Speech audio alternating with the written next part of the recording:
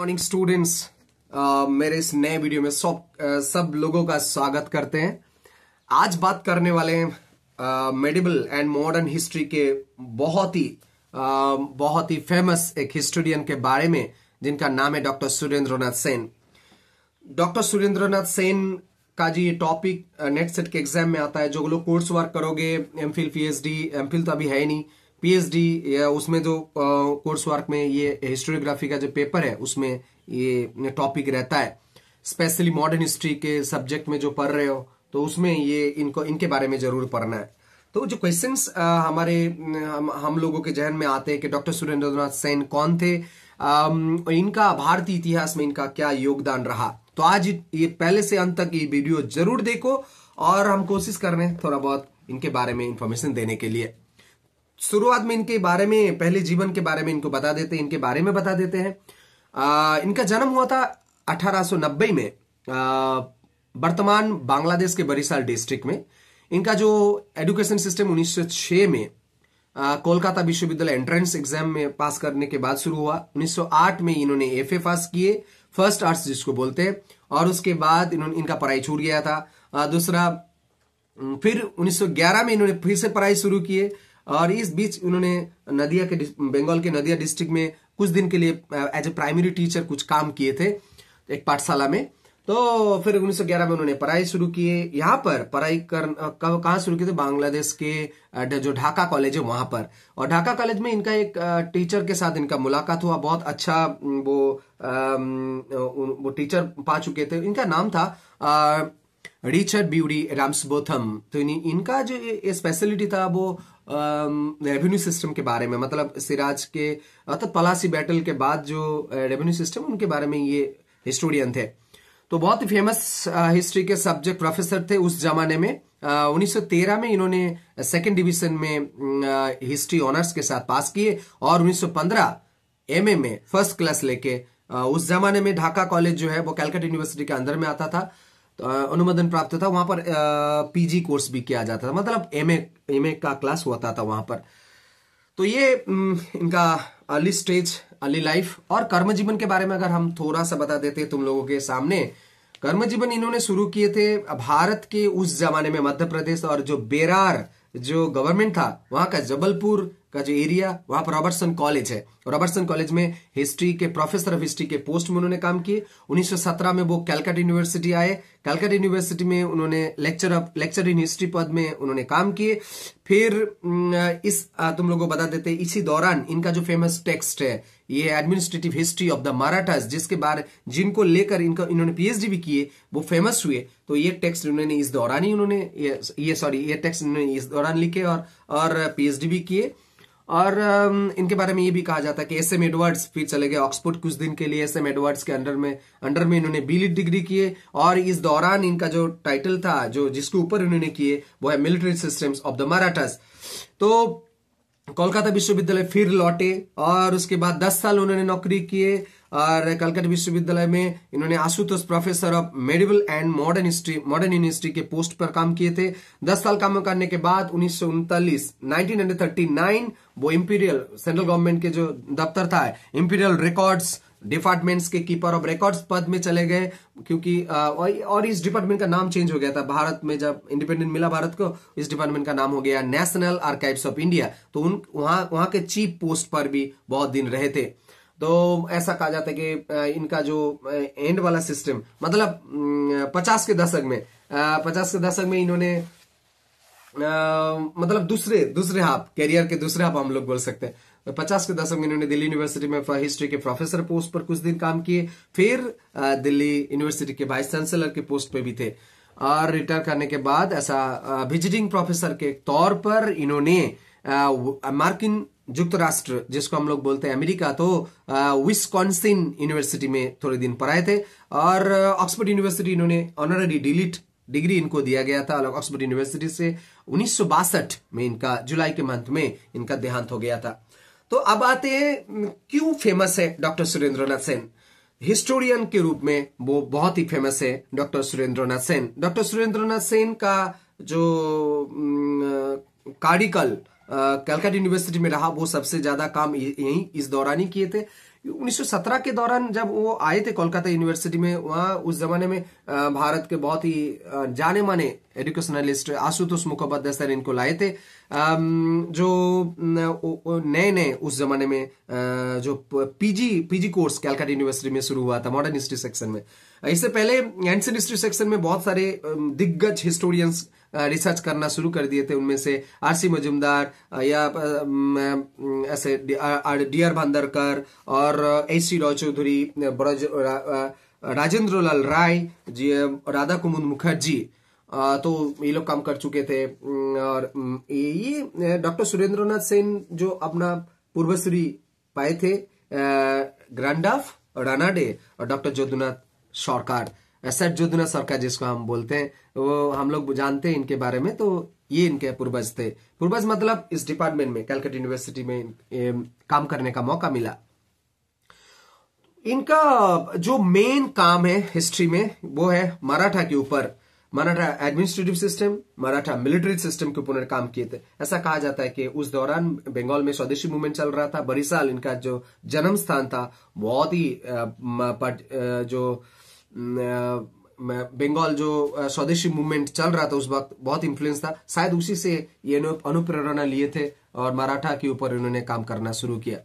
अब आते हैं इनका लेखन शैली कैसा था, कैसे उन्होंने रिसर्च शुरू किए।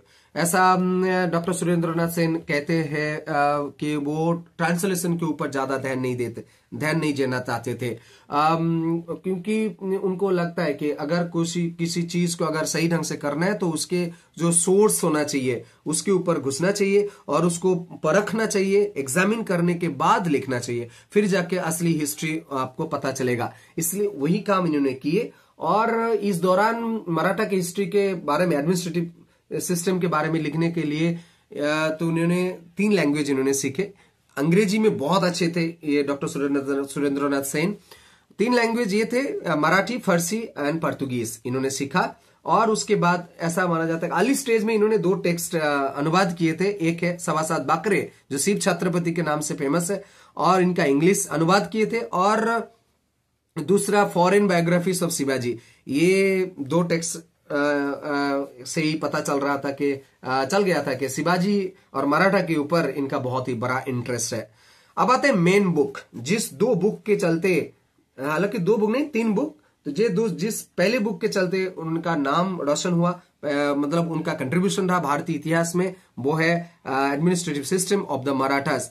तो ये टेक्स्ट से हम लोगों को जो पता चला है, क्या निकल के आया, वो है इन्होंने प्रूव किए कि मराठा जाति के बारे में पहले से एक छवि था कि ये लोग लूट तराज करने वाले जाति है, वो नहीं था। ये इन्होंने प्रूव किए कि मराठा जाति एक डिसिप्लिन में रहने वाला कम्युनिटी जाति है, और इन्होंने अपने बलबूते पर और अपना डिसिप्लिन के चलते, अपना जो ऐतिह्य है, हेरिटेज, इसको फॉलो करके उन्होंने अपना प्रशासन बनाया। और जो सामाजिक राजनीतिक स्तर पर जो एक स्टैंडर्ड एडमिनिस्ट्रेशन है वो मराठा लोगों ने बनाया था। और हम लोग जानते हैं कि अंग्रेज लोग मराठा के बारे में ज्यादा अच्छा सोच नहीं रखते थे, क्योंकि बहुत सारे लूट तराज करने वाले जाति ये लोग मानते थे। लेकिन डॉक्टर सुरेंद्रनाथ सेन की रिसर्च ने ये प्रूव कर दिया, उन लोगों को चैलेंज छोड़ दिया कि नहीं, आप लोग गलत थे। मराठा जाति अपने एक जो अपना जो सिस्टम जो उन लोगों ने तैयार किए थे, खड़ा किए थे, वो गर्व करने वाला एक कम्युनिटी था। दूसरी बात यह है, दूसरा टेक्स्ट के बारे में आप बताते हैं। ऑक्सफोर्ड यूनिवर्सिटी में रहने के दौरान इन्होंने ये दूसरा टेक्स्ट लिखा, military system of the Maratha, जो पहले हमने बताया ऑक्सफोर्ड यूनिवर्सिटी गए थे उस दौरान। ये मिलिट्री हिस्टोरियन नहीं थे, तो इनके सामने बहुत बड़ा चैलेंज था, लेकिन इनको करना ही था। इसीलिए ये जानते थे कि बहुत सारा समालोचना आएंगे, क्योंकि वो मिलिट्री हिस्टोरियन नहीं है। तो इसलिए क्या किए, उन्होंने अपना दिमाग का इस्तेमाल किए, और जो पहले मैंने बताया रिसर्च का जो पहला फॉर्मूला, जो टेक्स्ट के बारे में परखना, उसको उसका जो साइड, 2 साइड को देखना, ये सामने साइड पीछे साइड सबको देखने के बाद जो डॉक्यूमेंट्स मिला उसको परखने के बाद उन्होंने लिखना शुरू किए थे। और इस दौरान इन्होंने क्योंकि मिलिट्री हिस्ट्री लिख रहे थे, तो उस दौरान उस अंग्रेजी में जो भी बुक मिला मिलिट्री हिस्ट्री का उन्होंने पढ़ाई की। और दूसरी बात जो पेनिनसुलर वॉर हुआ था उससे रिलेटेड बहुत सारी बुक इन्होंने पढ़ाई की है। और वो खुद गए थे पुर्तगाल और स्पेन में, बहुत सारे जगह में उन्होंने घूमा, वहां का जो आर्काइव्स है वहां से बहुत सारे डॉक्यूमेंट्स उन्होंने पढ़ाई किए, लेके आए। तो उसके बाद ये जहां पर ये पेनिनसुलर वॉर हुआ था ना, वहां पर जा के उन्होंने फील्ड विजिट करके एक्सपीरियंस लाए, फिर जाके ये टेक्स्ट रचना किए। ऐसा माना जाता है कि मराठा एडमिनिस्ट्रेशन से भी ज्यादा बेहतर उन्होंने काम किए military system of the Maratha में। तो तीसरा बुक के बारे में हम बताएंगे जो जिसमें भारत में वो बहुत फेमस हो गए, वो है 1857। भारत जब स्वाधीन हुआ था उसके पहला जो एजुकेशन मिनिस्टर थे मौलाना अबुल कलाम आजाद। मौलाना अबुल कलाम आजाद सर ने इनको 1955 उस दौरान ने ये सिद्धांत लिए थे कि 1857 रिवॉल्ट जो नए तरह से लिखना चाह रहे थे गवर्नमेंट, तो इनके ऊपर रेस्पॉन्सिबिलिटी दिया गया था। हालांकि टाइम जो है वो 1.5 साल से कम था। डॉक्टर सुरेंद्रनाथ सेन उनको ये बोल दिया गया था कि आप अपनी तरीके से हिस्ट्री लिखेंगे, एक नया हिस्ट्री लिखेंगे 1857 का, जो कॉज इफेक्ट्स और इसका जो नेचर, इसके बारे में गवर्नमेंट आपके ऊपर कोई इन्फ्लुएंस नहीं डालेगा। तो बहुत समय कम था। डॉक्टर सुरेंद्रनाथ सेन जानते थे कि इस कम समय में इस तरीके का एक टॉपिक जो उस दौरान भारतीय, क्योंकि नेशनलिस्ट मूवमेंट चल रहा था, एक आवेग था, इमोशन था, 1857 रिवॉल्ट का जो इन्फ्लुएंस वो चल रहा था, उसके ऊपर बहुत ही इंपॉर्टेंट महत्वपूर्ण टॉपिक के ऊपर फिर उन्होंने काम शुरू किए। ऐसा बोला जाता है कि इस काम करने के दौरान जो उन्होंने जो सोर्स इस्तेमाल किए, उन्होंने वो स्वीकार कर लिए थे, डॉक्टर सुरेंद्रनाथ सेन स्वीकार कर लिए थे कि जो सोर्सेस है इस टॉपिक के ऊपर वो वन साइडेड है। वन साइडेड मतलब उस दौरान अंग्रेज के विभिन्न बहुत सारे डिपार्टमेंट में जो भी कागज था, लेटर था, उसको उन्होंने पढ़ाई किए। और उस दौरान मौलवी रजब अली का पेपर्स, बहुत सारे पेपर्स उनके पास, उनसे वो सब पेपर का इस्तेमाल किए। मुंशी मोहनलाल का डिस्क्रिप्शन लिया और केदारनाथ का जो दिनपंजी है वो भी एज ए सोर्स इन्होंने इस्तेमाल किए। और बार बार हम बोल रहे हैं कि ये वन साइडेड सोर्स था, ये भी स्वीकार कर लिए थे, लेकिन वन साइडेड सोर्स होने के बावजूद भी उन्होंने जो टेक्स्ट लिखा वो बहुत ही इंपॉर्टेंट रहा और इनके बारे में कोई उंगली भी नहीं उठा पाए। ये अबुल कलाम आजाद सर ने भी बोला है। तो इन्होंने इस टेक्स्ट में जो हमारे सामने जो रिसर्च आया वो 21 पाता का एक रिव्यू करके एक चैप्टर आया था, उसमें हम लोगों को पता चला इस इंपॉर्टेंट 1857 रिवॉल्ट के बारे में। 1857 रिवॉल्ट के बारे में इनका जो ऑब्जर्वेशन था वो 2-3 ऑब्जर्वेशन दिए हैं। तो पहला ऑब्जर्वेशन ये था कि अयोध्या एंड शाहाबाद, ये 2 जगह को छोड़कर कहीं पर भी नेशनल मूवमेंट या जो स्वाधीनता संग्राम हम लोग बोलते हैं, इन्होंने स्वीकार नहीं किए। दूसरा, इन्होंने बोला कि ये मिलिट्री रिवॉल्ट नहीं था। मतलब एक उनके हिसाब से ये वो बोलते हैं कि जो विद्रोह के जो लीडर थे, अगर वो लोग जीत जाते, वो अपने एक प्रति विप्लवी घटाना चाह रहे थे, अगर वो लोग जीत जाते तो भारत शायद वो अतीत में प्रत्यावर्तन जरूर कर जाता।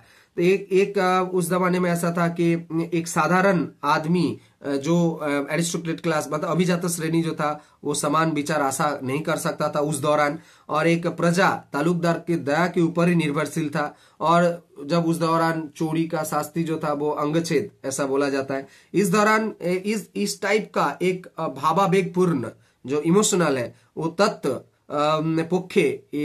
पक्ष में ये उपयोगी नहीं था। 1857 रिवॉल्ट,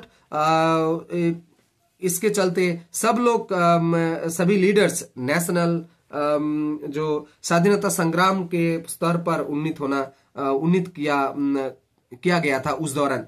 तो सुरेंद्रनाथ सेन का मानना है कि वर्तमान शताब्दी के प्रारंभ में बहुत सारे भारतीय जो तरुण थे वो एक सिपाही विद्रोह का स्थिति उनके ऊपर बहुत ही हावी हो चुका था। और जो 2 वर्ल्ड वॉर हुआ था उस बीच में भारत में एक संग्राम चल रहा था। मतलब यही उसका जो इन्फ्लुएंस 1857 रिवॉल्ट का इन्फ्लुएंस वो बता रहे थे कि बहुत दूर तक चला था। इन्फ्लुएंस जो था भारतीय सोसाइटी में, मिलिट्री प्रशासन में, बाद में ये इनके टेक्स्ट में आया है। डॉक्टर सुरेंद्रनाथ सेन के इस टेक्स्ट के ऊपर भारत के उस वक्त के जो शिक्षा मंत्री मौलाना अबुल कलाम आजाद का मानना था कि डॉक्टर सुरेंद्रनाथ सेन ऐसे टेक्स्ट ऐसे उन्होंने लिखा है कि ना किसी का निंदा किए हैं और ना किसी को छोड़े हैं, मतलब माफ नहीं किए हैं। तो हिस्ट्री एज ए हिस्टोरियंस जो उनका लगा वो उन्होंने इस टेक्स्ट में उतारे थे।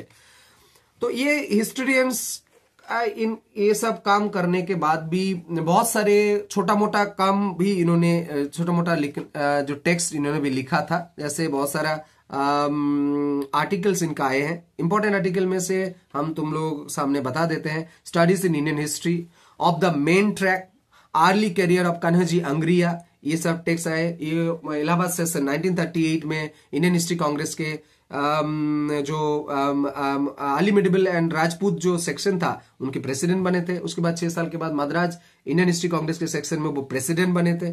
और इंडियन हिस्टोरिकल रिकॉर्ड कमीशन जो हमने तुमको बोला कि इंपीरियल रिकॉर्ड डिपार्टमेंट, तो ये इन्होंने यहाँ पर 159 लेटर्स को लेके इन्होंने एक संकलन ग्रंथ पब्लिश किए थे। जो नॉर्थ ईस्ट के स्टेट है वो बांग्ला भाषाभाषी जो लोग थे उनका लाइफस्टाइल के बारे में इन्होंने बहुत सारे टेक्स्ट पब्लिश किए। और एक मद्रास यूनिवर्सिटी में सर विलियम्स मेयर लेक्चर जब देने गए थे वहां पर इन्होंने एक पेपर पढ़ा था, इंडिया थ्रू चाइनीज आइस। तो ये एक अलग तरह का पेपर था। इनके अच्छा बहुत इंफॉर्मेशन इस पेपर से भी हम लोगों को मिलता है। और एक दिल्ली एंड इट्स मोन्यूमेंट्स करके एक इन्होंने शिल्प कला का इतिहास भी लिखा था जो बहुत ही इंपॉर्टेंट है उस जमाने में। उस जमाने में भी इंपॉर्टेंट था, इस जमाने में भी इंपॉर्टेंट है। इसके अलावा भी इन्होंने 3 बांग्ला टेक्स्ट भी लिखे थे। एक है पेशबागीদের राष्ट्र शासन पद्धति, अशोक एंड हिंदू गौरवेर शेष अध्याय, ये 3 टेक्स्ट था। और बहुत सारे क्योंकि इनका जन्मस्थल बहुत ही फेमस भारत के जो स्वाधीनता संग्रामी थे अश्विनी कुमार दत्त, उनके ऑटोबायोग्राफी भी इन्होंने लिखे थे। और पशु पक्षियों को वो प्यार करते थे। बच्चे के लिए इन्होंने टेक्स्ट लिखा, पाकिर कथा करके टेक्स्ट। तो इनका दो सेक्शन इनके लाइफ का 2 सेक्शन हम लोग बांट सकते हैं। एक सेक्शन है हिस्टोरियन के रूप में, एक सेक्शन है एडमिनिस्ट्रेटिव। बहुत सारे पोस्ट में ये रहे थे। तो एडमिनिस्ट्रेशन से ज्यादा हम लोग हिस्टोरियन के रूप में इनका महत्व मतलब फेमस ये ज्यादा हुए थे, मतलब इनका इंपॉर्टेंस भारतीय इतिहास में सबसे ज्यादा रहा। हम लोग कंक्लूजन में क्या कहेंगे? कंक्लूजन में यही बोलेंगे कि एक सर जो प्राइमरी टीचर से लेके वाइस चांसलर तक बने थे, तो ये बहुत ही महत्वपूर्ण जीवन है।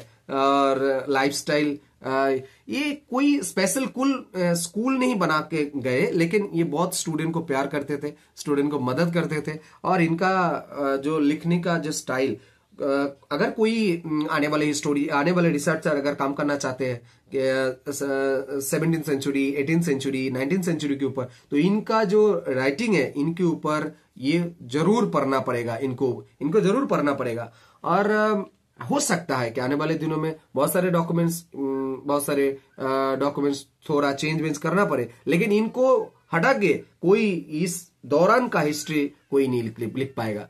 तो भारत के इतिहास में डॉक्टर सुरेंद्रनाथ सेन का अवदान बहुत ही महत्वपूर्ण रहा। एज ए मराठा कम्युनिटी और Maratha administrative system, Maratha military system के ऊपर इनका जो काम है वो आज भी याद रखा जाता है। कोई भी नकार नहीं सकता इस बात को। तो वीडियो यहीं पर खत्म करते हैं, मिलते हैं नए वीडियो में। आशा करते हैं थोड़ा बहुत भी नॉलेज मिला होगा। Thank you.